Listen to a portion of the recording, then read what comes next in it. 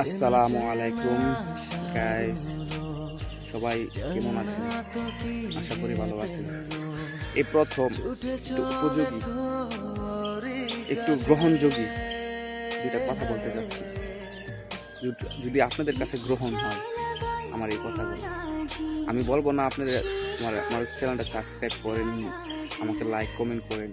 আপনাদের মন থেকে যদি ভালো লাগে এই অদমকে, তো শেয়ার করেন, কমেন্ট করেন, একটা লাইক করেন, আর বেল বাটনটা যারা ইউটিউবে দেখতেছেন বেল বাটনটা টিপে সাথে সাথে পরবর্তী ভিডিও পাঠাতে আমাকে আপডেট দিতে আমাকে অনুপ্রেরণা দেয়।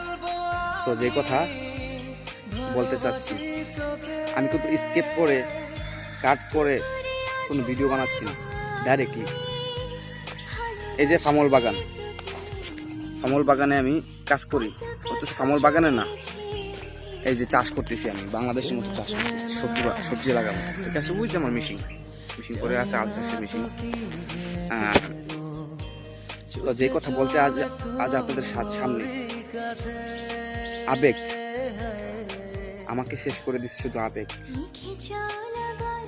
আবেগ দিয়ে সবকিছু বিচার করছি।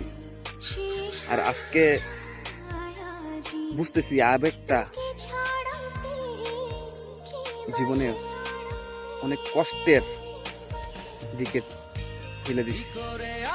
আজকে ফ্যামিলির জন্য আমি ভাবতেছি, ফ্যামিলিকে আমার জন্য ভাবতে, একটু সে ছেলেটা ভালো কিনা, কত বউ মা বন্ধু বান্ধব এভরিথিং যাদের জন্য ভাবছি একটু হলেও, তারা কি আমার জন্য ভাবছে?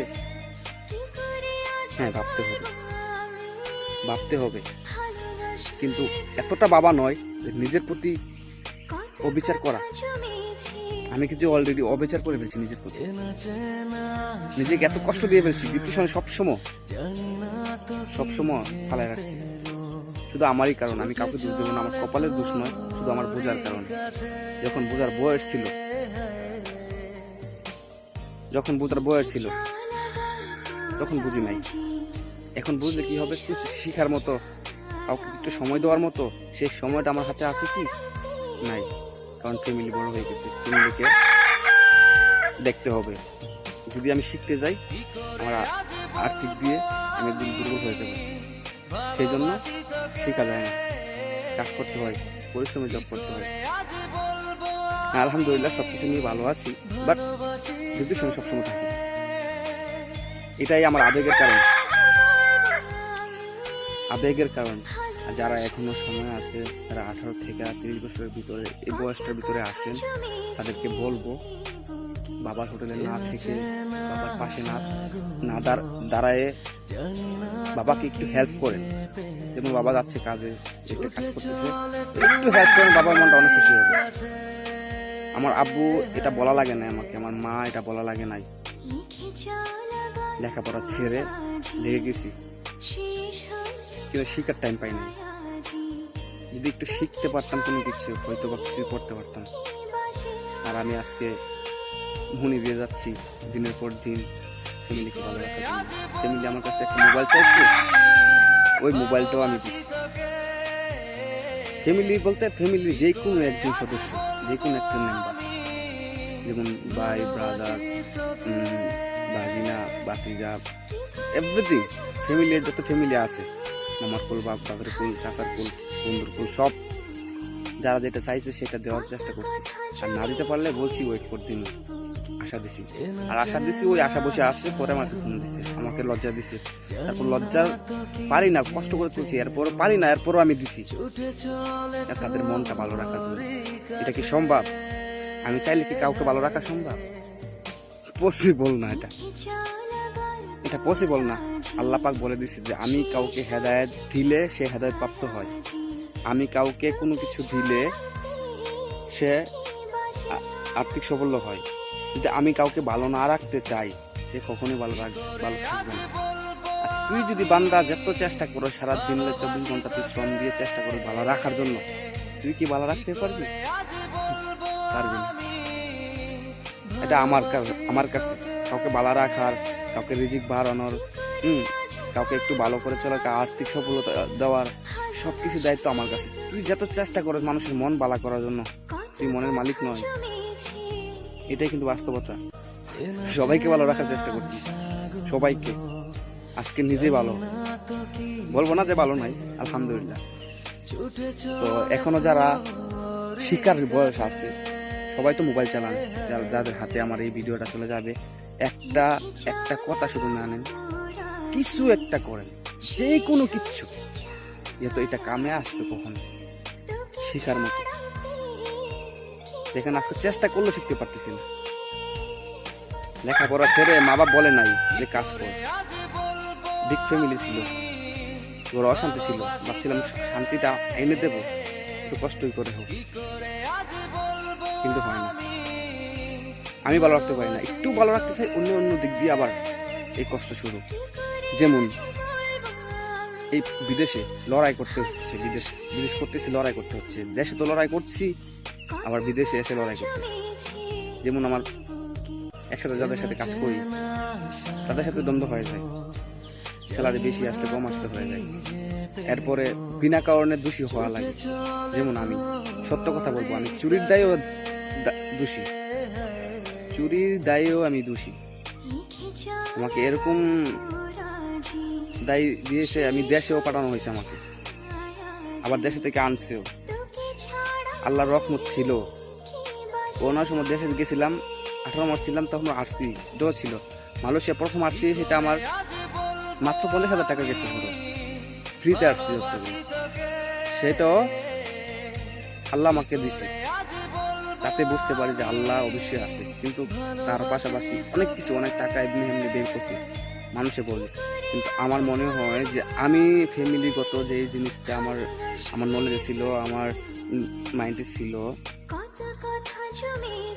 এরকম সচরাচর নেই।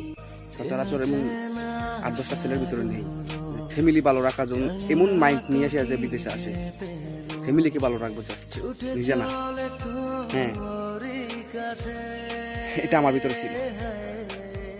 বিদেশে আসার 2 বছর পরে সবকিছু এলোমেলো হয়ে গেল, 2-3 বছর পরে, শুধু বোঝার কারণে।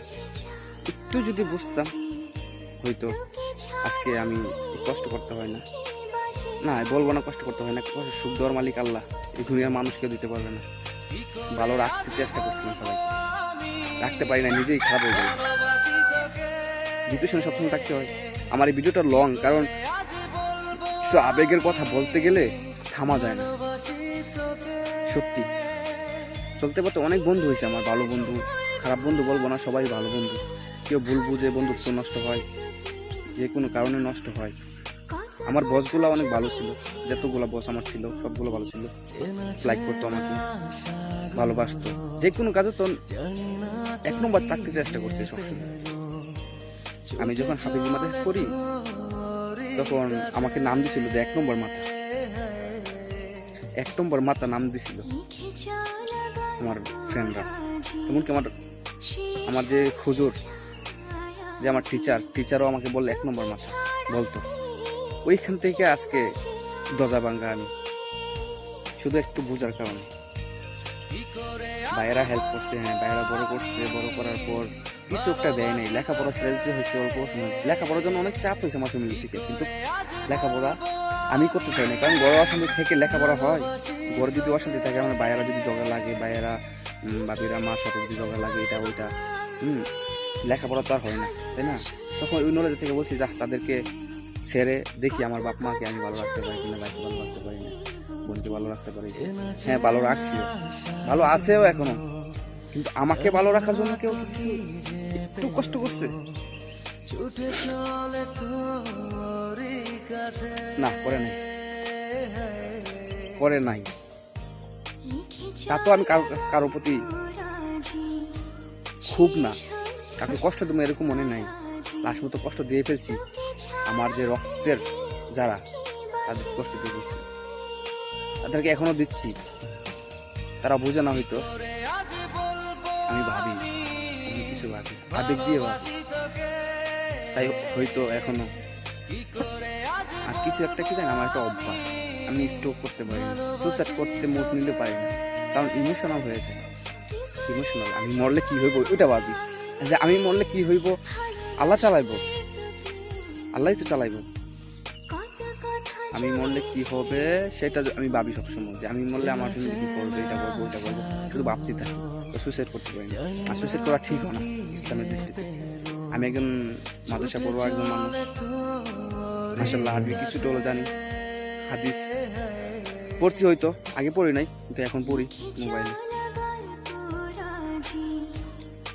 তো সবাইকে বলবো এখনো শেখার বয়স আছে যাদের, শিখেন, কিছু একটা করার চেষ্টা করেন, আবেগ দিয়ে করবেন না, মজা নিতে গিয়ে সময় নষ্ট করেন না। একদম ছোট না, জীবনটা একদম ছোট না, বিশাল। আবেগ থেকে ফিরে আসেন, দেখেন দেশটা কি হয়, দুনিয়াটা কেমন লাগে আপনার কাছে, পৃথিবীটা কেমন লাগে আপনার কাছে, অন্ধকার আর অন্ধকার। তো আলহামদুলিল্লাহ এখনো বেঁচে আছি, আপনাদের দোয়া। আমার এই কষ্টের কথাগুলো একটু শেয়ার করে, লাইক কমেন্ট করে দেবেন। এটা বলতে চাচ্ছি না, বলছি এই জন্যে যে এটার থেকে যদি আমি, আমার এই কথা থেকে যদি কেউ শুনে, কেউ যদি একটু বোঝার চেষ্টা করে, তাহলে হয়তো বা সে তার লাইফটা গুছানো হবে। আমার লাইফটা কিন্তু গুছানো নয়, আমি শেষ হয়ে গেলাম একদম। ওতে ওইটা বোঝারও ইয়ে আছে। মানুষে বলতো কি, আরেকটা বিষয় না বললেই নয়, আমি যদি কোনো জায়গায় যাইতাম, দেশেও এদেশেও বিদেশেও যাইতাম, মেয়েদের দিকে আমি তাকাইতাম না। মেয়েদের যে বিষয়টা, এটা আমি বলতেছি, জানি না কে কে ধরে আমার মা বাবা দেখতে পারি ভিডিওটা, তারপর আমি বলি, আমি যখন কোনো জায়গায় যাইতে চাই, এমনিতে যেতে পারি না, একটু ভালো কিছু পরে, ভালো পোশাক না থাকলে আমি যাই না। দাঁড় নিয়ে হলেও, আমি কারো কাছে দাঁড় নিয়ে হলেও আমি একটু স্টাইল, যেমন আমাকে মানুষ দেখলে বলে হ্যাঁ ঠিক আছে ছেলেটা পারবে, শিক্ষিত লাগে। আমি আসলে শিক্ষিত না, ততটা শিক্ষিত না, তো আমাকে দেখতে যত শিক্ষিত লাগে, এটা মনোভাব নিয়ে ফিরে আমি সবসময় কোনো জায়গায় যাইতাম। কিন্তু যাইলে, কোনো জায়গায় যদি যাই, কোন মেয়ে যদি আমাকে দেখে, আমার দিকে তাকায়, আমার সাথে যারা বন্ধুরা আছে, এটা হয়ে গেছে, ওইটা হয়ে গেছে, জানি না, এটা আল্লাহর একটা অশেষ মেহেরবানি। এখনো বিয়ে হয়ে গেছে আমার 2টা ছেলে, অলরেডি আমার 2টা ছেলে। তো আমি এখনো কোনো জায়গায় যাই, যেমন আমার ওয়াইফে মানতেই পারে না, এটা মানতেই পারে না কোনো জায়গায় যাবো, বিয়েতে যাবো, কারো অনুষ্ঠানে যাবো, কারণ কিছু মেয়েদের ক্রাশ হয়ে যায়। হ্যাঁ, এটাই মনে আমার একটা কারণ। এরপরে যারা আমার থেকে কিছু নিতে চায়, আমাকে যারা আমার থেকে কিছু নিতে চায়, তারা যদি আমাকে অফার করে, আমি না করতে পারি না। এটা আমার বুঝি না এটা কেমন অনুভূতি। হয়তো বা আমি তাদেরকে ভালোবাসি না, তাদের মনটা ভেঙে যাবে ভেবে তাদের সাথে রিলেশন রাখার অভিনয় করি বা এরকমটা করি, কিন্তু আসলে মন থেকে না। আমার ওয়াইফও এই ভিডিওটা শুনতে পারে, বাট বলি এটা মন থেকে না। আমার লাইফে কাউকে যদি ভালোবেসে থাকি,